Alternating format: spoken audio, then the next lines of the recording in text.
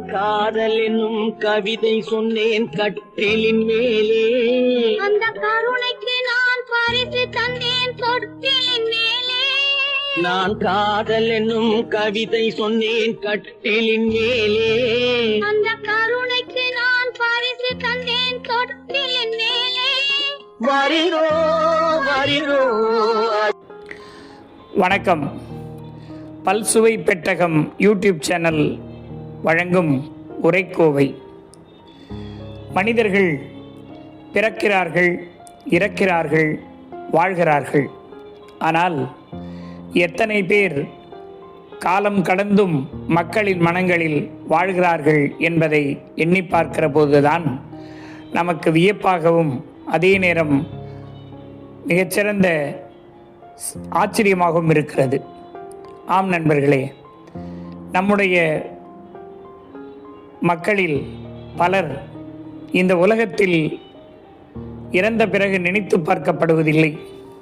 ஆனால் இறந்த பிறகும் நினைத்து பார்த்து அவர்கள் செய்த செயல்களை எண்ணி பார்த்து வியப்படைவதுதான் சிறந்தது. அந்த வகையில் நம்மோடு வாழ்ந்து இன்று காலமாகிவிட்ட அம்மா சௌகார் ஜானகி அவர்கள் இறந்த பிறகும் எல்லோர் மனங்களிலும் நிலைத்து நின்று வாழ்வார் என்பதில் ஐயமில்லை. அவர் பல படங்களில் மிகச்சிறப்பாக பல்வேறு வடிவங்களை ஏற்று நடித்திருக்கிறார். பல்வேறு வேடங்களில் நடித்திருக்கிறார். அந்த வேடங்களில் நடிகை, துணை நடிகையாகவும், குணச்சித்திர நடிகையாகவும், அம்மாவாகவும் என பல்வேறு பாத்திரங்களை ஏற்று மிக சிறப்பாக நடித்திருக்கிறார். அப்படி நடித்த ஒரு படம்தான் பார் மகளே பார் என்பது. அதில் நடிகர் திலகம் சிவாஜி கணேசனுக்கு கதாநாயகியாக நடித்திருப்பார். அவர்கள் இரண்டு பேரும் இணைந்து குடும்பம் நடத்தி ஒரு அற்புதமான குழந்தையை பெற்றெடுப்பார்கள். அந்த குழந்தையை தாலாட்டுகிற போது ஒரு அற்புதமான பாடல் வரி, காதல் என்னும் கவிதை சொன்னேன் கட்டிலின் மேலே என்று அவரும், அந்த கருணைக்கு நான் பரிசு தந்தேன் தொட்டிலின் மேலே என்று காதலும் கருணையும் இணைந்து பிறப்பதுதான் அற்புத குழந்தை என்பதை மிக அழகாக இந்த பாடல் வரிகள் மூலம் நமக்கு விளக்கியிருப்பார். என்ன அற்புதமான ஒரு காட்சி! இரண்டு பேரும் ஒரு குழந்தையை தாலாட்டுகிற போது காதல் பரிசு கட்டிலில் தரப்பட்டது, அந்த கருணை பரிசு தொட்டிலில் தூங்கிக் கொண்டிருக்கிறது என்பதை அற்புதமாக அழகாக வாழ்க்கையின் யதார்த்தத்தை விளக்குகிற பாடல் இதோ. அடுத்து சௌகார் ஜானகி நடித்த ஒரு அற்புதமான படம், நகைச்சுவை படம் எதிர்நீச்சல். இந்த படத்தில் பொதுவாக நம்முடைய குடும்பங்களில் இருக்கிற பெண்கள் சலித்துக் கொள்வார்கள். பல ஆண்டு காலம் மகிழ்ச்சியாக வாழ்ந்திருப்பார்கள். ஆனால் திடீரென்று கணவனிடம் நான் உங்களை கட்டிக்கிட்டு என்னத்தை கண்டேன் அப்படின்னு சொல்ல ஆரம்பிச்சிருவாங்க. உடனே அவனும், ஏன் இத்தனை பிள்ளைங்களை பெற்றிருக்க போதாதா அப்படின்னு சொல்லுவான். அதை தவிர வேறு என்னத்தை நான் கண்டேன் அப்படின்னு அந்த பொண்ணும் சலிச்சுக்குவாங்க. ஆக இத்தனை நாள் வாழ்ந்த வாழ்க்கை, இத்தனை நாள் அவர்கள் இருந்த மகிழ்ச்சி, ஒன்றாக இணைந்து நடத்திய இல்லறம் அனைத்திலும் அவர்களுக்கு ஒரு சலிப்பு வந்து விடுகிறது. அப்படி வருகிற போது கணவனும் மனைவியும் பேசிக்கொள்கிற ஒரு அற்புதமான வார்த்தை இது. ஆனால் அதனால் அவர்கள் சலிப்படைவார்களா என்றால் இல்லை. உடனடியாக தொடர்ந்து அடுத்த வேலை அவர்கள் பார்க்க போய்விடுவார்கள். இருந்தாலும் அந்த சலிப்பை கணவனிடத்திலே காட்ட வேண்டும் என்கிற வரியை கண்ணதாசன் மிக அழகாக எழுதியிருப்பார். உங்களுக்குன்னு வாக்கப்பட்டு என்னத்தை கண்டேன், பட்டு பட்டு கிட்டு பேரச் சொல்ல பிறந்திருக்கே ஒரு லட்டு என்று கண்ணதாசன் வாலி மிக அழகாக எழுதியிருப்பார். ஆக நாம் நம்முடைய மனைவி நமக்கென்று வாக்கப்பட்டு வாழ்க்கைப்பட்டு எதையும் காணவில்லை என்பதை அவருடைய சலிப்பான அந்த உணர்வு மூலம் நமக்கு வெளிப்படுத்தினாலும் இல்லை, அது குழந்தையாக நம்முடைய அன்பின் வெளிப்பாடாக அந்த குழந்தைகள் பிறந்திருக்கின்றன என்கிற அந்த கதாநாயகனின் கருத்து மிகவும் அற்புதமானது என்பதை இந்த பாடல் நமக்கு விளக்கி காட்டுகிறது.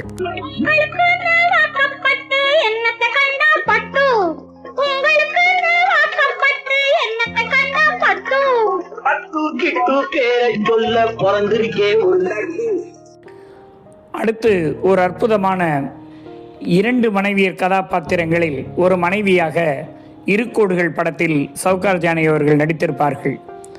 புன்னகை மன்னன் பூவிழி கண்ணன் ஒருவருக்காக, நாம் இருவருமே அவன் ஒருவனுக்காக என்கிற அந்த அற்புத தத்துவத்தை விளக்கி ஒரு பாடல்.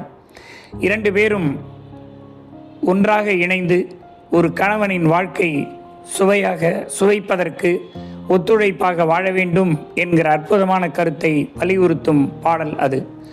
அப்படி இரண்டு பேரும் மனம் ஒத்து இதயம் கலந்து வாழ்ந்துவிட்டால், இரண்டு மனைவியராக இருந்தாலும் அந்த தலைவனுக்கு எந்த விதமான சிரமமும் வராது, எந்த விதமான சலிப்பும் ஏற்படாது. ஒவ்வொருவரும் ஒவ்வொரு வகையில் உதவி செய்து, ஒவ்வொருவரும் குடும்பத்தின் முன்னேற்றத்திற்காக உழைத்து, ஒவ்வொருவரும் குடும்பத்தின் முன்னேற்றத்தை அவர்கள் சரியாக எடுத்து செல்வார்களேயானால் இந்த தலைவனுக்கு எந்த பிரச்சனையும் வராது என்பதை விளக்குகிற ஒரு அற்புதமான பாடல் இதோ.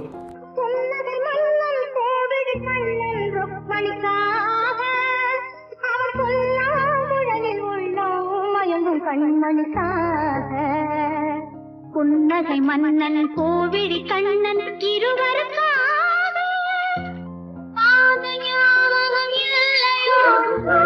பருவ நாடகம் சொல்லையோ, வாழ்ந்த காலங்கள் கொஞ்சமோ, நெஞ்சமோ. புதிய பறவை படத்தில் சிவாஜிக்கு ஜோடியாக சவுகார் ஜானகி அவர்கள் ஒரு வேடத்தில் நடிப்பார்கள். அப்போது அவளை பார்த்தவுடன் பழைய நினைவுகளெல்லாம் மறந்துவிட்டு அவருக்கு அதற்கு முன்னால் அவன் வாழ்ந்த வாழ்க்கையை மறந்துவிட்டு புதிய வாழ்க்கையை தொடங்குவதற்காக சிந்திக்கிற நேரத்தில் அற்புதமான இந்த வரிகள் அவனுக்கு நினைவுக்கு வரும். பார்த்த ஞாபகம் இல்லையோ, பருவ நாடகம் தொல்லையோ, வாழ்ந்த காலங்கள் கொஞ்சமோ, மறந்ததே இந்த நெஞ்சமோ என்று கேட்பார். ஆம், நாம் வாழ்கிற வாழ்க்கை கொஞ்ச காலம்தான். அதற்குள் அந்த வாழ்க்கையை மறந்துவிட்டு வேறொரு பெண்ணை நினைக்கிற அந்த எண்ணம் வந்துவிட்டதே என்கிற ஏக்கத்தின் வெளிப்பாடாய் அந்த பாடல் இருக்கும். பருவ நாடகத்தின் தொல்லையின் காரணமாக வாழ்ந்த வாழ்க்கையை மறந்து எல்லாவற்றையும் நினைத்து பார்க்காமல் அந்த புதிய வாழ்க்கைக்கு தயாராகிற அந்த சூழ்நிலை எண்ணி பார்த்து அந்த பெண் பாடுவதாய் அந்த பாடல் மிகச்சிறப்பாக இருக்கும். நீல நதிக்கரை ஓரம் நான் நின்றிருந்தேன் அந்த நேரம் என்கிற அந்த வரிகளும் மிக அற்புதமான ஒரு வரியாக இருக்கும். எனவே வாழ்க்கையில் பார்த்த ஞாபகம் இல்லாமல் இருக்கக்கூடாது, எந்த காலத்திலும் வாழ்க்கையை யாரையும் மறந்துவிடக்கூடாது என்கிற ஒரு அற்புதமான தத்துவத்தை விளக்கும் வகையில் இந்த பாடல் அமைந்திருக்கும். அந்த பாடல் இதோ. அடுத்து பெண்கள் விளையாடுகிற விளையாட்டுகளில் ஒன்று சோழி உருட்டி போட்டு விளையாடுகிற விளையாட்டு. ஆணிமுத்து வாங்கி வந்து அவர்கள் விளையாடுகிற அந்த விளையாட்டு. எண்ணி வைத்தேன் 7-8 முத்துக்கள் காணவில்லை, மார்பிலும் நான் அள்ளி சூடவில்லை என்று ஒரு அற்புதமான வரி அது. அந்த தலைவன் அந்த தலைவன் அவர்களுக்கு இல்லாமல் போய்விடுகிற ஒரு சூழலை அவள் எண்ணி பார்க்கிறாள். எண்ணி வைத்தேன் 7-8 முத்துக்கள் காணவில்லை, மார்பிலும் நான் அள்ளி சூடவில்லை. ஆக நான் அவனோடு வாழ்க்கையை தொடங்கவில்லை, ஆனால் அதற்குள்ளேயே அவன் காணாமல் போய்விடுகிற சூழ்நிலை இருக்கிறது என்கிற அற்புதமான செய்தியை ஒரு முத்து அந்த சோழி விளையாட்டின் மூலம் உணர்த்துகிற ஒரு அற்புத செய்தியை நாம் பார்க்கிறோம். ஆக ஆணிமுத்து வாங்கி வந்தேன் ஆவணி வீதியிலே, அள்ளி வைத்து பார்த்திருந்தேன் அழகு கைகளிலே. ஆக அந்த தலைவன் வருவான் என்கிற ஏக்கத்தோடு நான் காத்திருந்தேன். ஆனால் அந்த தலைவனை காணவில்லை, அவன் வருவதாகவும் தெரியவில்லை. அந்த நிலையிலே தான் அடுத்த வரியை அவர் குறிப்பிடுகிறார். 7-8 முத்துக்கள் எண்ணி வைத்தேன், 7-8 முத்துக்கள் காணவில்லை, மார்பிலும் நான் அள்ளி சூடவில்லை. ஆக அவனை நான் அணைத்துக் கொள்ளவும் இல்லை, ஆனால் அவன் இப்போது காணவில்லை, என்னவென்றே தெரியவில்லை, எனக்கே தெரியாமல் என்னை விட்டு நழுவி விட்டான் என்கிற அந்த செய்தியை அற்புதமாக விளக்கும் பாடல் இதோ. ஆணிமுத்து வாங்கி வந்தேன் ஆவணி வீதியிலே, அள்ளி வைத்து பார்த்திருந்தேன் அழகு கைகளிலே. நூலை எடுக்கவும் மாலை கொடுக்கவும் நேரமில்லை அடியோ அடியோ. எண்ணி வைத்தேன் 7 முத்துக்கள் காணவில்லை, ஏறிட்டு நான் அதை பார்க்கவில்லை, மார்பிலும் நான் அள்ளிச் சுடவில்லை. அடுத்து ஒரு அற்புதமான மனதை உருக்கும் சிந்தனையை செதுக்கும் ஒரு பாடல். வாழ்க்கையில் நாம் பல நிலைகளை தாண்டி வருகிறோம். இதில் முக்கியமான ஒரு காலகட்டம் இளமை. இளமை என்பது ஒரு கனவு மயம். அதிலே நாம் காணாத கனவுகளோ கற்பனைகளோ இல்லை. எவ்வளவோ கனவுகளை காணுவோம். நமக்கு வர வேண்டிய மனைவி இப்படி இருக்க வேண்டும், நமக்கு இந்த மாதிரி வேலை கிடைக்க வேண்டும், நாம் இந்த மாதிரி வீடு கட்ட வேண்டும், இப்படியெல்லாம் வாழ வேண்டும், இந்த காரிலே வர வேண்டும், பார்க்கிற பெண்ணெல்லாம் இவள் நமக்கு மனைவியாக வரமாட்டாளா என்கிற கனவு காணுகிற காலம் இளமை.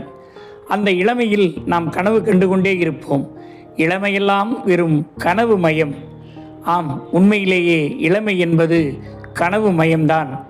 அதில் முடிவும் அறியாது, தெளிவும் தெரியாது, கலங்குது எதிர்காலம். அற்புதமான வரி. நாம் எதை எங்கே முடிக்கப் போகிறோம், எப்படி நமக்கு முடிவு வரும், எது நமக்கு தெளிவு என்று தெரியாமல் நம்முடைய எதிர்காலமே கலங்கிக் கொண்டிருக்கும். என்ன அற்புதமான வரிகள்! இளமையெல்லாம் வெறும் கனவு மயம், அதில் மறைந்தது சில காலம். ஆம், இளமை என்பது ஒரு குறிப்பிட்ட வயது வரைதான். அது கனவாகவே கண்டு நாம் வாழ்க்கையில் அடியெடுத்து வைக்கிற போது, நமக்கு வித்தியாசமான மனைவி வருகிற போது அந்த கனவு மயம் நமக்கு மறைந்து போகும். நாம் கண்ட கனவை விட்டுவிட்டு வருகிற மனைவியோடு வாழத் தொடங்கி விடுவோம். ஆக இளமையெல்லாம் வெறும் கனவு மயம், மறைந்தது சில காலம், தெளிவும் அறியாது, முடிவும் தெரியாது, கலங்குது எதிர்காலம். ஆம், இனி வாழ்க்கையில் எதிர்காலம் எப்படி இருக்கப் போகிறது, எந்த மாதிரி அமையப் போகிறது, என்னென்ன விஷயங்களெல்லாம் நம்மை ஆட்கொள்ளப் போகின்றன, எப்படிப்பட்ட குழந்தைகள் பிறக்கப் போகின்றன, எப்படிப்பட்ட வாழ்க்கையை நாம் வாழப்போகிறோம், நம்முடைய வாழ்க்கை எந்த மாதிரி அமையப் போகிறது என்பதை தெரியாமலேயே எதிர்காலம் கலங்கி கொண்டிருக்கிறது. நமக்கு இருக்கிற எதிர்காலம் எப்படி அமையும் என்பதை நாம் முன்கூட்டியே திட்டமிட முடியாது. திடீரென்று வாழ்க்கை மாறிப்போகலாம். திடீரென்று வாழ்க்கையில் தென்றலும் வீசலாம். திடீரென்று வாழ்க்கையில் புயலும் வரலாம். ஆக எப்படி வந்தாலும் அந்த எதிர்காலத்தை எண்ணி நாம் கலங்கி கொண்டுதான் இருக்கப் போகிறோம். ஏனென்றால் அதில் ஒரு தெளிவோ இதுதான் முடிவோ என்கிற இரண்டுமே தெரியாமல் வாழ்கிற வாழ்க்கைதான் அற்புதமான வாழ்க்கை என்பதை இந்த பாடல் வரிகள் நமக்கு விளக்குகின்றன.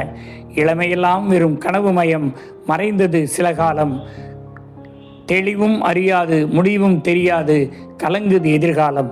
அற்புதமான வரிகள். இந்த வரிகளை பாக்கியலட்சுமி படத்தில் சவுகார் ஜானகி பாடுவதாய் அமைந்திருக்கும். இந்த வரிகள் என்றைக்கும் நின்று நிலைக்கும், அவருடைய புகழைப் போலவே.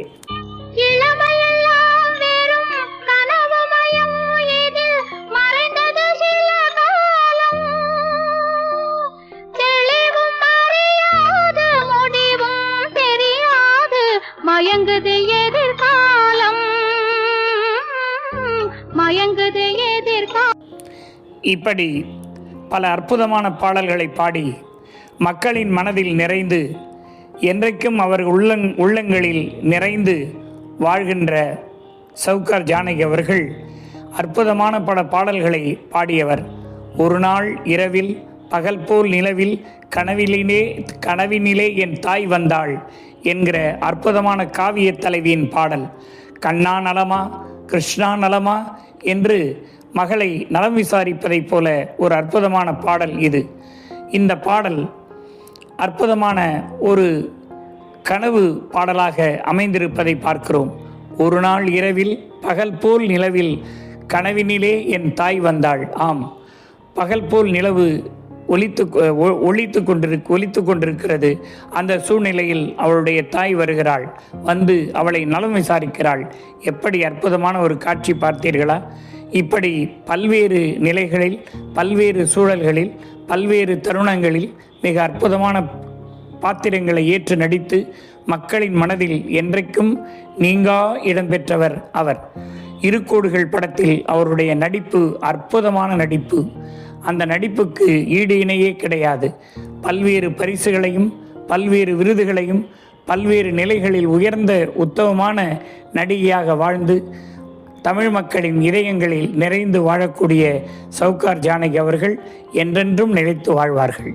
ஒரு நாள் இரவு பகல் போல் நிலவு கனவினிலே தாய் வந்தாள். ஒரு நாள் இரவு பகல் போல் நிலவு கனவினிலே தாய் வந்தாள். கண்ணா சுகமா கிருஷ்ணா சுகமா கண்மணி சுகமா சொல் என்றாள். பல்சுவை பெட்டகம் வழங்கிய சவுகார் ஜானகி பாடல்களின் தொகுப்பு உரைக்கோவையை கேட்டு மகிழ்ந்தீர்கள். இதுபோல பல உரைக்கோவைகளை கேட்டு மகிழ பல்சுவை பெட்டக சேனலை சப்ஸ்கிரைப் பண்ணி வச்சுக்கோங்க. நோட்டிஃபிகேஷன் பெல் ஐக்கானை ப்ரெஸ் பண்ணி வச்சுக்கோங்க. நாங்கள் போடுகிற அனைத்து பகுதிகளும் உங்களை வந்து சேரும். சிறந்த உரைகளை கேட்டு மகிழ பல்சுவை பெட்டகம் யூடியூப் சேனல். நன்றி.